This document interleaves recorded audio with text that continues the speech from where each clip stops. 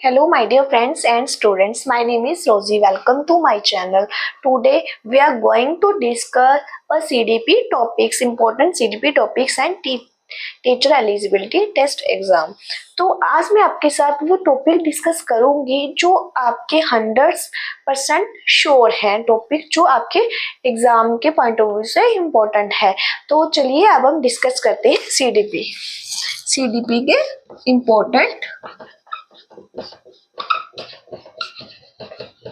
Topics जिसमें 100% surety होती है कि ये पेपर में पूछे जाते हैं। फर्स्ट क्या है? Growth and development.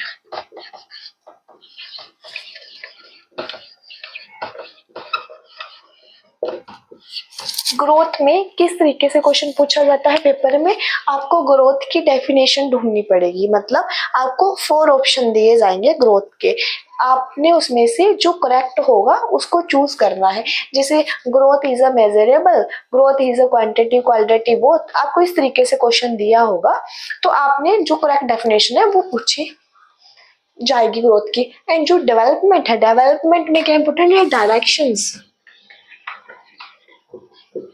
डेवलपमेंट की डायरेक्शंस इंपॉर्टेंट है, जो मैंने अपनी वीडियो में पीछे डिस्कस कर दिया है। डायरेक्शंस कौन सी है? सेफलोकोडल एंड प्रोक्सिमोडिस्टल, सिर से पैर तक एंड समीपस्थ से दूर तक, केंद्र से दूर तक। तो ये मैंने 2 डायरेक्शन आपसे डिस्कस कर दी थी। तो ये पेपर के पॉइंट ऑफ व्यू से बहुत इंपॉर्टेंट है। इसमें 100% श्योरिटी है कि ये जो डेवलपमेंट की डायरेक्शन है ये पेपर में पूछी जाती है। नेक्स्ट क्या पूछा जा सकता है? Stages of development.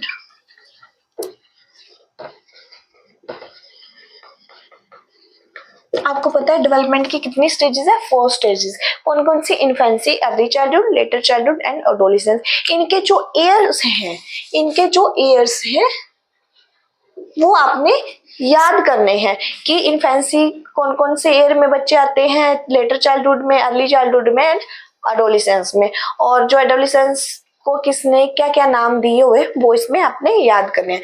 नेक्स्ट आ जाएगी इंडिविजुअल डिफरेंसेस।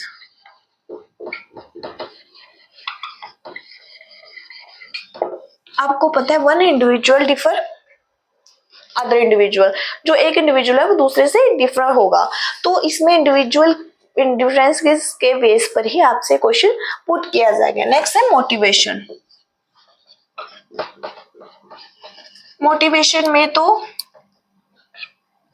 मोटिवेशन के टॉपिक तो आप छोड़ ही नहीं सकते। मोटिवेशन में तो 100% 1 क्वेश्चन आता है। तो मोटिवेशन के में क्या आ सकता है? एक तो साइकिल आ सकता है मोटिवेशन का, एक नीड हायरार्की थ्योरी जिसको किसने दिया था? अब्राहम मास्लो ने। तो आपने ये याद करना है। इसकी कितनी स्टेजेस थी? 5 स्टेजेस। मैंने आपके साथ डिस्कस भी कर रखा है। ये 5 स्टेजेस कौन कौन सी हैं? Physical, safety, love, self esteem and self actualisation.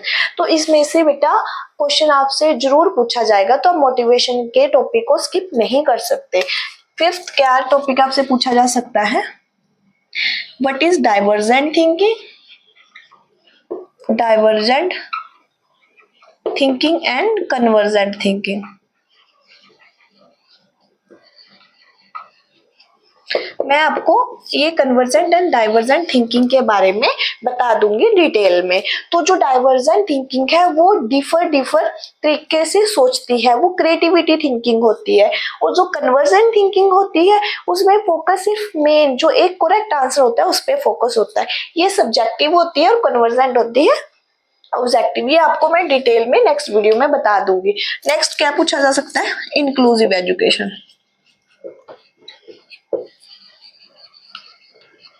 Inclusive education क्या है? इसमें inclusive education means all equal education provide करनी, स्टूडेंट्स को किसी भी तरीके का डिस्क्रिमिनेशन नहीं करना। तो इसमें से आपको क्वेश्चन पूछा जा सकता है कि जो क्लासरूम का इन्वायरमेंट है वो किस तरीके से होना चाहिए, बच्चों को किस तरीके से एजुकेशन प्रोवाइड करनी चाहिए। तो ये हो गया। 7th आ गया 7th NEP 2020। ये आपने बेटा डिटेल में पढ़ लेना। NEP 2020 कहनी तो मैं अपनी वीडियो में आपको इम्पोर्टेंट हेडिंग्स करवा दूंगी जो NEP 2020 है। और 8th क्या आ गया, RT, right to education. Right to education में भी क्वेश्चन पूछा जाता है पेपर में, NEP में भी पूछा जाएगा, NEP में तो 100% श्योर है, RT में पूछा जाता है 1-2 नंबर का क्वेश्चन। नेक्स्ट, हाँ, अब children disability.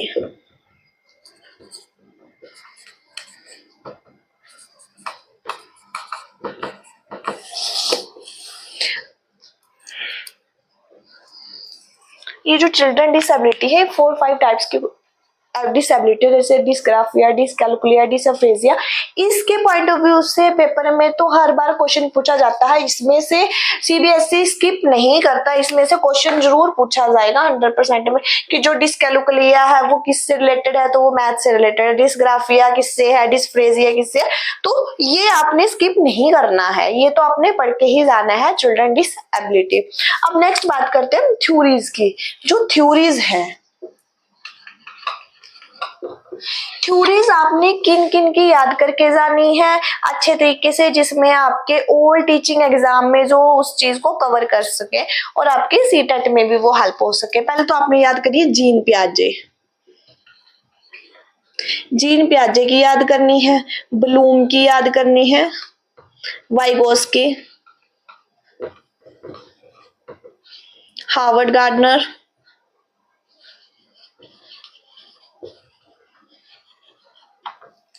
Next Harvard gardener में आपने क्या याद करना है, इंटरपर्सनल एंड इंट्रापर्सनल।